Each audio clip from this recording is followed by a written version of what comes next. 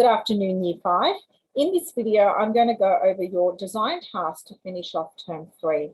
I'm going to explain what the design task is and what sort of elements or design criteria I'm looking for as part of the design task. So as you can see, I've set you a design challenge. And the challenge basically includes all the skills that we've been working on over the course of this term using Google Sites and your Polar Bear task. The challenge also taps into the learning that you've been doing with Mrs. Martin in science around animals and their needs and environments, and also with your classroom teachers. So it's a combination of your learning in digital technologies, as well as your classroom learning in science and technology. So the design challenge. What I would like you to do is use Google Sites to design a website about your local government area. So that's the area that you live in or the area that you're in at the moment. So if, for example, the school's located in the Burwood local government area, so we would be using that as the basis of my website. So my website would be about the local government area of Burwood. And what I would need to specifically include on this website is information for my users about the historical places within that local government area, places, and really importantly, places of environmental interests. So if there's a national park or important reserves. I know in my personal local government area that I live in, we have a portion of land that's cordoned off and maintained by New South Wales Environment. They're protecting it. So that would be something that I would talk about there.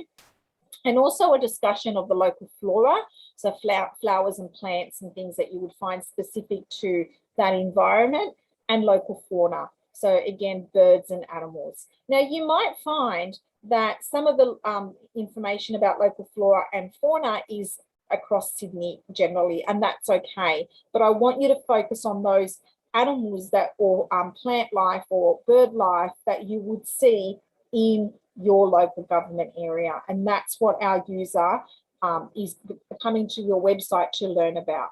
Okay, so you're giving them a snapshot of your local government area and those important things in there. So the historical places that you might have, places of environmental interest, flora and fauna. So that's the design criteria. Now, there are certain things you need to include on your website, and all of these things we've actually done throughout the entire term, and you can go back to those previous web pages on the Google site and access the lessons about how to do these things if you've forgotten or if you're not sure. Okay, so it's all things that we've done. It's nothing new, and there's skills that we've worked on throughout the term. So the first thing I want you to do before you even start thinking about getting into the nitty-gritty of designing the website in Google Sites is you need facts, you need research. So you need to do some research about your local government area. So you're going to need to go onto Google and use credible sources like you would for any other assignment about your local government area. And that might be your local council website, for example. There'd be loads of information on there about this kind of thing. It might be a generic Google search. It might be a New South Wales government website or an Australian government website. It could be one of the libraries, so like the National Library or the State Library. They would have information like that on their websites. So you need to do some research and you need to find the facts or the key bits of information that you're going to include on your website, okay? And not only are you going to just include those, but I want you to reference where you got that information. So like you would any assignment for library or for history, you write a list of where your sources of information came from.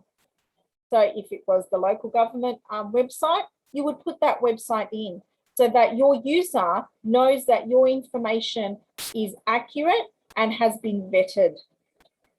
So the first thing you need to do is do some research and get those facts down in a Google Doc or on some paper or even in a slide, just to get it down as facts, as written sentences. Okay, the next thing you're going to need to include. So this is part of the design criteria of your website. 6 images. Now, your images can be found from Creative Commons Or they could be your own photos. You might go out into your local park and take some photos of some different plant or animal life or birds or things that you might see that are specific to your local government area. That's totally fine. In fact, I think that's a great idea. Or any images that you do include that you find as part of your research come from that Creative Commons website. If you're using an image that's on your local government website, for example, I'm happy for you to do that as long as you reference that particular image or you tell me where it came from. So it came from the Burwood Council website. And you might even put a link to that website there so I can go and check. Okay, so 6 images. So that's quite open.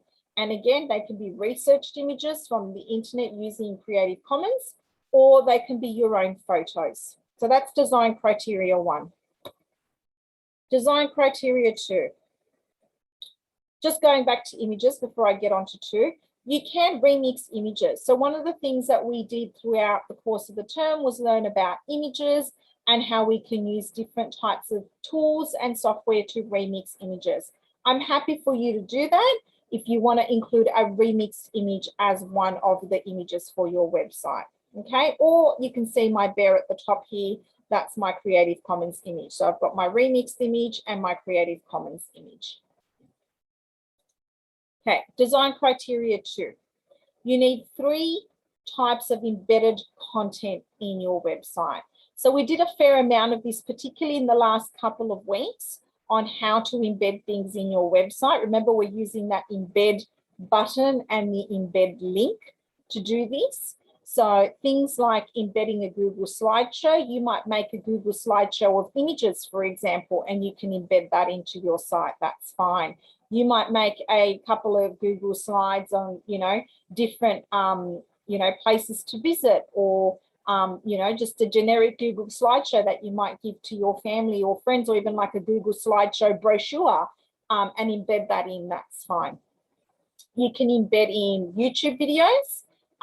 So you might not find anything specific to your local government area on YouTube. You might, I'm not sure.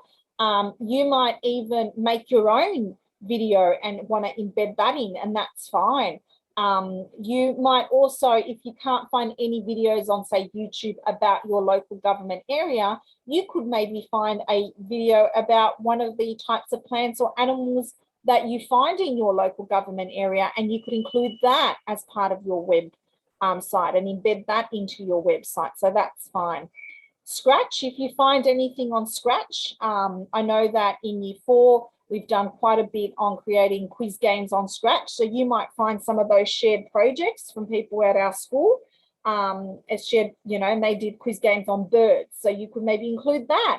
You could make your own Scratch game and embed that into your site, but that's just an option. These are just options. You don't have to do them. You can pick any type of embedded content that you like, as long as there's 3 types of embedded content, preferably 3 different ones. But if you can't find 3 different ones, I'm happy for you to have 3 of the same types. It could be 3 YouTube videos or 3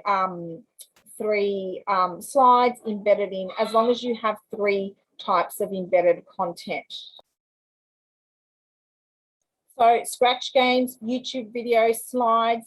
The other example, which I'm in front of, so I'll just move myself over here, is audio clips. So you might take some audio using that sound recorder tool that I shared with you outside, maybe of some bird singing. You might record your voice talking about different elements of your environment, but you can embed audio into your site, and that's fine. And that's something, like I said, that we covered in the last week of learning. Okay, so 3 types of embedded content. So here are some examples. So you can see the audio that we did last time. So that's what your embedded audio would look like. You could embed Scratch games, videos, or moving me back over here, slideshows. Okay, so any type of embedded content is fine, as long as it's appropriate and it's related to the topic. All right. The next thing you need to include is 1 Google map of your area and 1 Google Earth, and it can be a street view or map view. Okay, so again, we did this last week. So you can get a Google map and pop that into your website. So the Google map would obviously be of your local government area. And you can see the image behind the slide here. I went into Google Maps and I just typed Burwood local government area, and it gave me this image, which I then snapshotted or embedded into my site.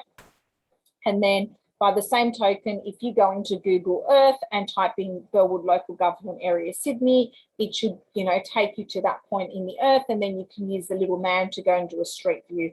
You should be able to get a street view of your local government area. It won't be like some of the issues we had last time trying to get street views of Antarctica, because it's very hard to get a street view of Antarctica, but to get one of your local government area should be fairly easy. So you can include that as part of your website. And there's some examples there. You can see my map and you can see my street view. Okay. All right. The other thing you need to include in your site is a Google form quiz. So we did this last week. We talked about creating a Google form and then embedding that into your site. So think of this Google form quiz as a way of testing your users' knowledge of the things you've taught them on the website. So the Google form needs to be about your website. It needs to be asking questions about the things that you've taught your user in your website. So you're sort of testing their knowledge and testing how well they've engaged with your site, okay? You might even ask them to review aspects of your site in the Google form, and that's fine. So with this particular task, you start by creating the Google form separately, and then you insert it in the site. So the last lot of videos will really go over how to do this step by step. And you will need to include one of these in your site, preferably at the end of your site, because remember, it's like the last thing that you want your users to do, or you might include it halfway through. So you might give them some information and then kind of test what they've learned so far and then give them some other information. That's fine. Okay, so when is this due? Okay, Wednesday the 15th of September. So that gives you plenty of time. Okay, it doesn't have to be all done in this session. You can work on it in dribs and drabs over the next few weeks, maybe on a Wednesday if you're looking for something extra to do on your Wednesday, but you have until Wednesday the 15th of September 2021. If you don't think you can make that deadline, please let me know. Just send me an email and then we can find another time that might suit. I know some students were still working on previous weeks, and that's fine. You can still work through your previous weeks and then just get up to this design task when you're ready. Just send me an email just to let me know not to expect something from you on the 15th of Wednesday, on Wednesday the 15th of September. How are you going to share this with me? Well, you're going to publish your website and you're going to paste the published link to your website in the Google assignment in Google Classroom. So I haven't made the assignment yet, but I will make the assignment and I will set it, I'll set it to release on Monday when you're watching this video, but it does not have to be responded to until the 15th of September. And all you're doing is pasting the link to your site, the published link to your site in that assignment in Google Classroom, and I can access your site from that link. Okay, so you don't need to share your site with me or anything. I just want the published link. If you're not sure how to do that, the first week that we did the working with Google Sites, there's a video that talks about how to publish your site and how to access your published link. Now, criteria, I will be assessing this, and this is what the rubric looks like for how I'm going to kind of assess or check your work. So you can see it's very checker box. I'm checking that you've included the required content, so 6 images, 3 types of embedded content, 1 Google Map, 1 Google Earth asset, your quiz. Have they researched? So are you, giving me proper facts about your local government area? Or are you telling me about the moon? That sort of thing. That's what I'm looking for there. And then also your interactive elements. So do your links work? Can I access things? And what does it look like? Just thinking of our design elements, making sure things are readable, things are good size, things flow, that sort of stuff. Think of what makes a good website, what makes a good app, and how you like working with those things. I'll give you a little bit of overall feedback, and then there's a star rating at the bottom, which I'll color in just to give you some feedback on your site. So it's a really fun task. I think you'll really enjoy it. And I think it's a really good way to kind of overview the different skills that we've been developing over the course of, these 10 weeks. It's nothing to stress about. We can just work on it further. If we need more time, that's fine. We can add more time in, but let's aim for the 15th of September. If you have any questions, like every Monday that I work with you, I will have a Zoom Q&A session, so you can pop into that and ask me your questions there, or you can send me an email and I'll respond to your question in that way. So thank you, and I look forward to your websites.